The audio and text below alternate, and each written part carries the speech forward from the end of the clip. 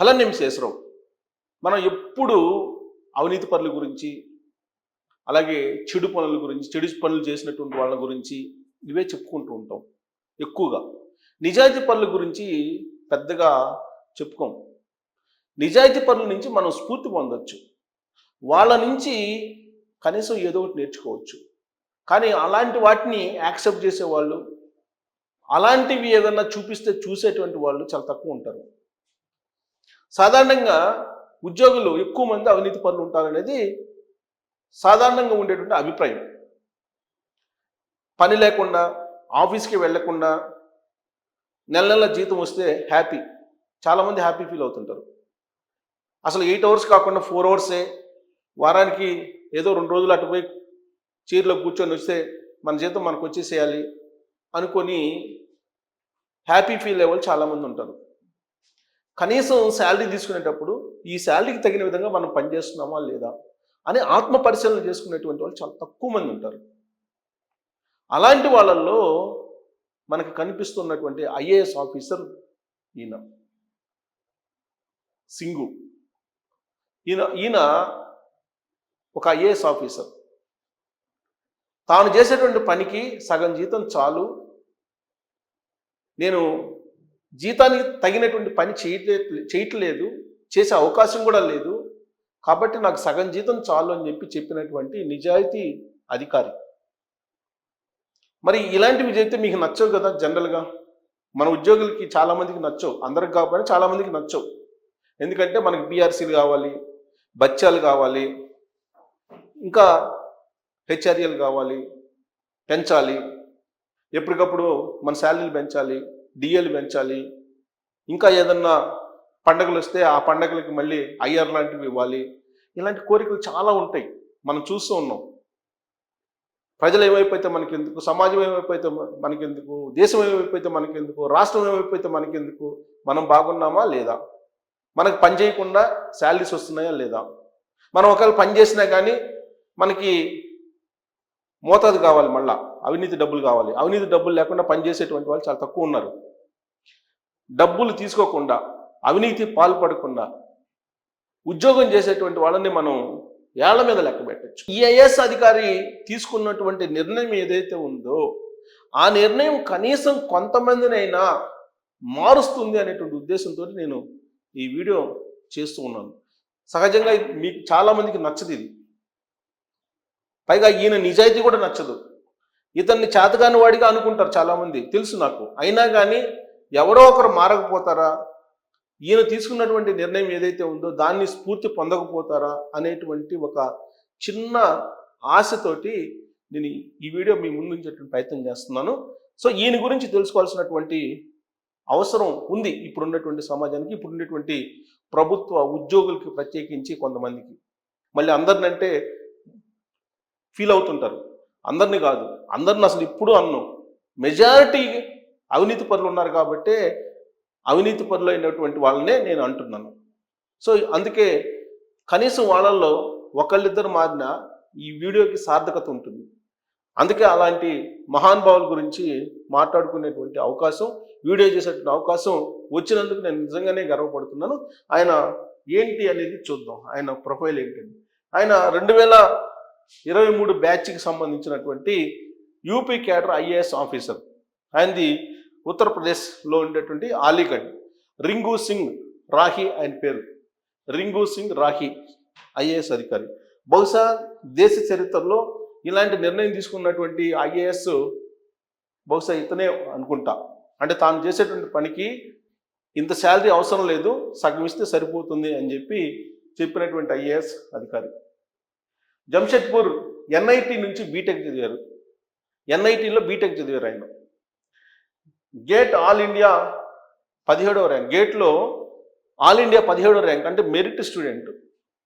అంటే చదువుతో పాటు సంస్కారం వచ్చింది, ఆ సంస్కారంతో పాటు బాధ్యత సమాజం పట్ల అవి కూడా ఉన్నాయి. గేట్లో 17 ర్యాంక్ వచ్చింది. ఇక ఎంటెక్ ఛాన్స్ వదులుకొని ప్రభుత్వ ఉద్యోగం. 2004లో యూపీ సబార్డినేట్ సర్వీస్లో జాబ్ వచ్చింది. 2008లో ముజఫర్నగర్ జిల్లా సాంఘిక సంక్షేమ అధికారిగా పోస్టింగ్ ఆయనకు వచ్చింది ఫస్ట్.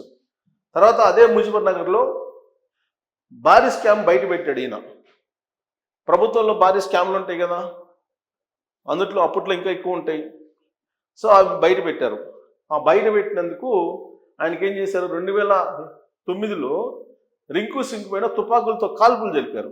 ఇది మన సమాజం నిజాయితీ పరులకి ఇచ్చేది ఏంటంటే గిఫ్ట్, ఇది తుపాకులతో కాల్పులు జరిపారు ఆయన మీద. ఏది అవినీతిని బయటపెట్టినందుకు. అవినీతి బయటపెట్టినటువంటి ఐఏఎస్కి మన సమాజం ఇచ్చినటువంటి బహుమతి ఏంటో తెలుసా, తుపాకులు ఎక్కువ పెట్టారు అనమాట. అందుకే నేను చెప్పేది, ఇలాంటివి చాలామందికి నచ్చవు. మన ప్రభుత్వ ఉద్యోగులకి చాలామందికి నచ్చదు ఈ వీడియో, నాకు తెలుసు. అయినా కానీ నా బాధ్యత, నేను గర్వంగా ఫీల్ అయ్యే ఈ వీడియో చేస్తున్నాను. ఇక బుల్లెట్ గాయాలతో ఎడమ కంటి చూపు కోల్పోయాడు ఆయన. బుల్లెట్ గాయాలైతే అవినీతిని బయటపెట్టినందుకు కాలిస్తే ఎడమ కంటి గాయం అయితే చూపు కోల్పోయాడు రింకు సింగ్. ఈ కేసులో సమాజ్వాదీ పార్టీ నేత సహా 9 మంది మీద అరెస్ట్ అయ్యారు. 9 మంది అరెస్ట్ అయ్యారు. అప్పుడు సమాజ్వాదీ పార్టీ అధికారంలో ఉంది యూపీలో. 2012లో అవినీతికి వ్యతిరేకంగా అన్నా హజారేతో కలిసి నిరాహార దీక్ష కూడా చేశాడు ఈయన. 2021లో యూపీఎస్సీ సివిల్ సర్వీస్ ఎగ్జామ్లో ఆల్ ఇండియా 683 ర్యాంక్ సాధించాడు 2021లో, యంగ్ ఐఏఎస్. మధుర జిల్లాలో అసిస్టెంట్ కలెక్టర్గా తొలి పోస్టింగ్ ఈయన. మధుర అక్కడ చేశారు అసిస్టెంట్ కలెక్టర్గా, ఒక సివిల్ సర్వెంట్గా ఆయన కెరీర్ స్టార్ట్ అయింది అక్కడ. 2025లో బోర్డ్ ఆఫ్ రెవెన్యూకి బదిలీ అయ్యాడు ఆయన. తర్వాత ఈ బోర్డ్ ఆఫ్ రెవెన్యూలో పని లేదనేటువంటి ఉద్దేశంతో పోస్టులో నియమించారని 2026 మార్చిలో రాజీనామా చేశాడు. రాజీనామా చేస్తే ప్రాధాన్యత కలిగిన పోస్ట్ ఇస్తాము నీకు అని చెప్పి ఉన్నతాధికారులు హామీ ఇస్తే రాజీనామాని వెనక్కి తీసుకున్నాడు.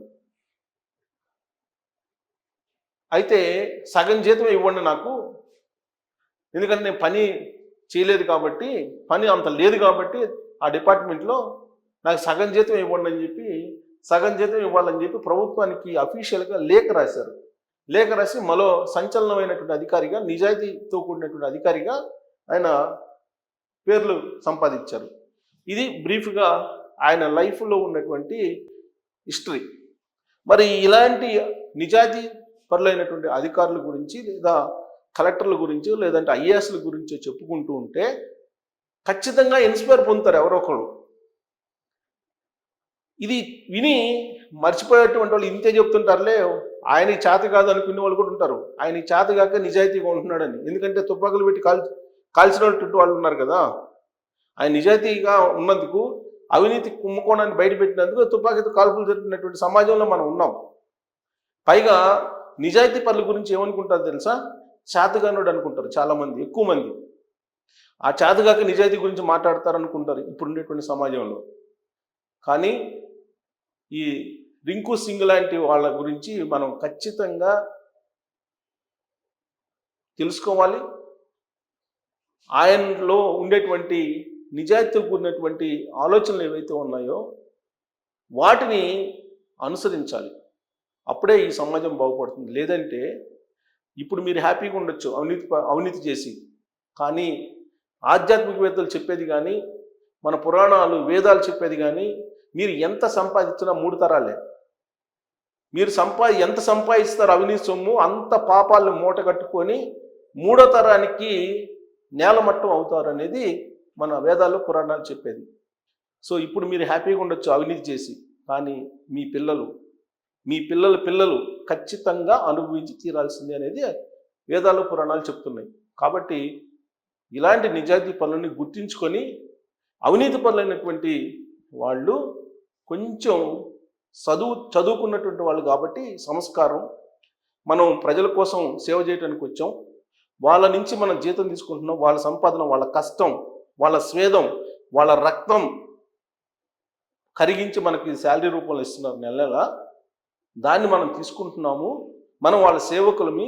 వాళ్ళు వస్తే మన దగ్గరికి మనం గౌరవిద్దాం, వాళ్ళ సమస్యని మనం పరిష్కరిద్దాం. మానవీయ కోణంలో నుంచి ఆలోచిస్తే ఈ సమాజం బాగుపడుతుంది. లేదంటే మరో బంగ్లాదేశ్, నేపాల్, పాకిస్తాన్, ఆఫ్ఘనిస్తాన్ ఈ జాబితాలోకి ఈ సమాజాన్ని మీరు తీసుకెళ్లి భవిష్యత్ తరాలకి అందజేసినటువంటి పాపాత్మలుగా మిగిలిపోతారు. దీని మీద మీరు కామెంట్ చేయొచ్చు. Thank you.